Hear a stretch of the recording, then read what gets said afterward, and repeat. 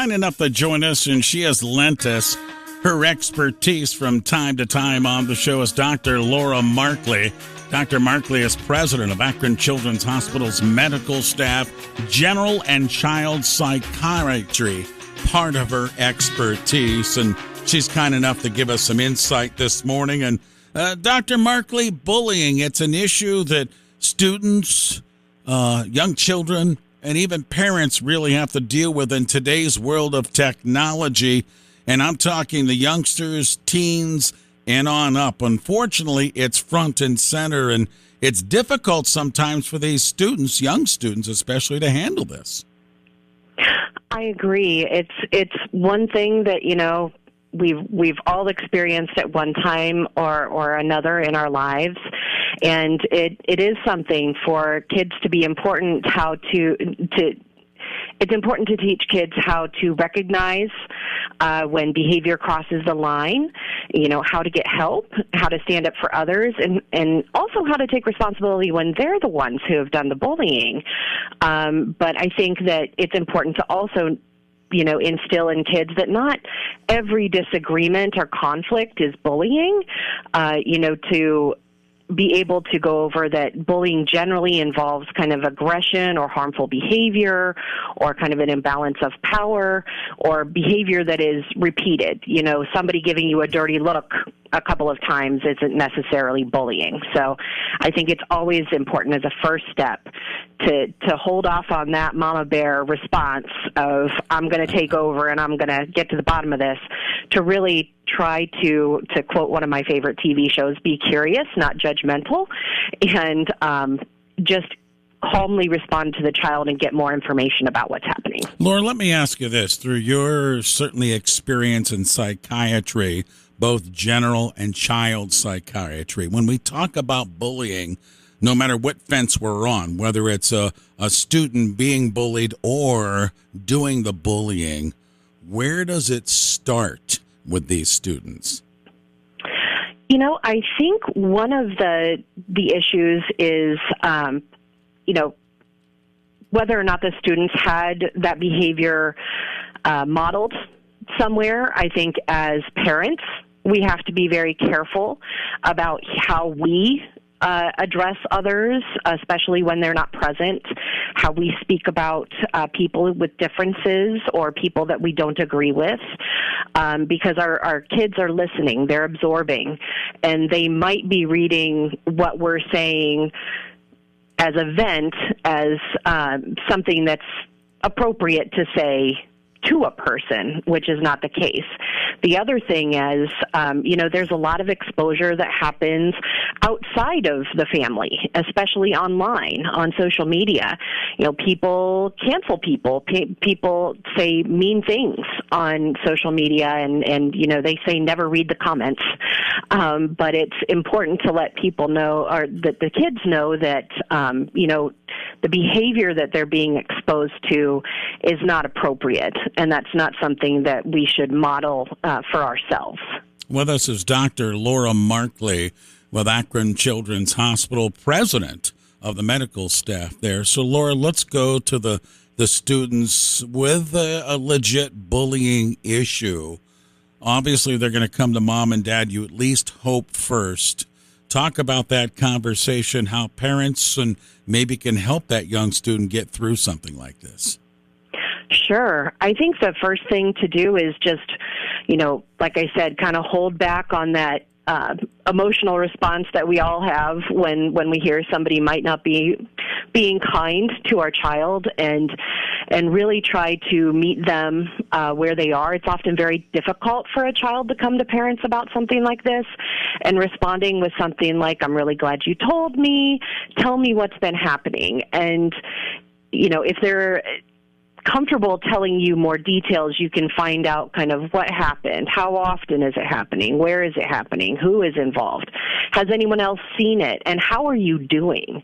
I think it's important not just that it's occurring, but how do you feel like it's affecting your child? And so I think that one of the things that can be helpful is, one, acknowledge that this is something very difficult to go through. Simply saying ignore it or just have a thicker skin and ignore them can unintentionally make a kid feel like they're kind of out there on their own, kind of like, okay, well, I guess I just have to deal with it. But instead, think about, any kind of role play, kind of coming up with a short, confident response, teaching them to walk away when possible. It's very much like in nature, the gazelle that wanders from the herd is more vulnerable. So staying near supportive friends and staying close to people who you feel supported by can be a defensive mechanism. Identifying adults they can go to if something's happening, and then kind of knowing exactly where to go if something happens. In general, I don't recommend telling kids to fight back because that can unnecessarily escalate the situation and can maybe put them at risk that they wouldn't have been in initially. And if a child is not telling us that they're being bullied, sometimes they're telling us in other ways. So look for changes in their normal behavior. So if there's someone who really enjoys school, maybe they're suddenly not wanting to go to school. A lot of kids, when they get upset, will get headaches and stomach aches. Those aren't fake. Those are, really expressions of kind of them short-circuiting in their nervous system because of stress. If they're having trouble sleeping or eating or their grades are going down, any of those kind of changes can make you think, what is going on in that school environment that's maybe problematic, and is there a way for me to approach this in a gentle way? A lot of kids are afraid to tell their parents because they're afraid you're just going to go full tilt boogie and go to the school and try to get that bully in trouble, and unfortunately, kids believe that once adults get involved, generally the bullying gets worse. Yeah, and they're also afraid of the kickback, right, Dr. Markley? Exactly. Yeah, exactly. Once you go forward with that, you kind of took one of my questions there. I was going to ask you and have you explain to the listeners that this bullying thing is really something to take serious, and you'll see the change in behaviors, and I'm sure you've seen it, Dr. Markley, where it really affects the children, the young students, and they're wanting to or participating in school and school activities. Absolutely. And the sad thing is that it's just getting younger and younger. It used to be kind of the drama in high school, and then it moved to middle school. And now we're in the pre-middle school. I'm seeing second and third graders, and sometimes bullying isn't someone saying something to you. Sometimes it's purposeful exclusion. It's like, you can't sit with us. You're not our friend anymore. And you see these kids coming in and they're crying and they're talking about, being excluded from their friends. And I find a lot of times their parents really didn't have any idea any of this was going on because the child just was either really embarrassed that this was happening or was reluctant to have their parents get involved because of the potential blowback. With us is Dr. Laura Markley with Akron Children's Hospital, exploring and getting insight into bullying. Laura, let me ask you this. Parents listening, parents, grandparents, guardians, listening to us this morning, are there some things maybe inside the household that we can do in our own way to maybe alleviate or lessen the possibility of bullying issues? I think so. I think one, again, the modeling, and sometimes, as parents, it's good to model our own response to difficult situations with others. Sometimes it's helpful for kids to understand that sometimes grown-ups get bullied too, and kind of how we conduct ourselves and how we respond is something that they can not only absorb from what we say, but what we do. So really modeling appropriate responses online, saying, it's okay if someone is making you feel bad about yourself or is not being a positive addition to your life. It's okay to take a break from that person. You're not a mean person if you're putting yourself and your emotional needs first. It's okay to leave a friend group that is being mean or being toxic and look for new friends. The other thing is, like, within the home is really having an open conversation about timing of social media, exposure to social media, because a lot of the bullying, it used to be you could have a rough time at school and come home and you'd get some respite.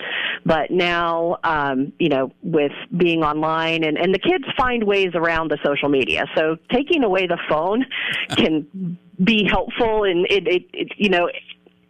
it doesn't really help with the exposure. These kids can open a Microsoft Word document and send it back and forth each other on their school laptop. I mean, these kids can figure out some workarounds. But having that conversation about, like, if you are being harassed online or you are getting those texts, don't just delete the texts and take away the phone. Make sure you're getting screenshots, especially on apps like Snapchat that have the language deleted after a certain period of time. Really encourage your child to know that if you're getting bullied, I'm not going to punish you by taking away your phone and your access to people who are helpful, but we are going to manage this situation with the people that are being mean and unhelpful. Boy, that is such good advice right there. Dr. Laura Markley, President, Akron Children's Hospital Medical Staff, General Child Psychiatry, and more, giving us some terrific insight. We're going to get this posted for you over at WAKR.net. It affects so many families when we talk about, unfortunately, this issue. Laura, thanks again. Great visit with us on the morning show. Much appreciated again, Laura. Thank you. Of course. Thank you. I really enjoy your show and just happy to be here. All right. Dr. Laura Markley, Akron Children's Hospital. We'll get that up for you at WAKR.net.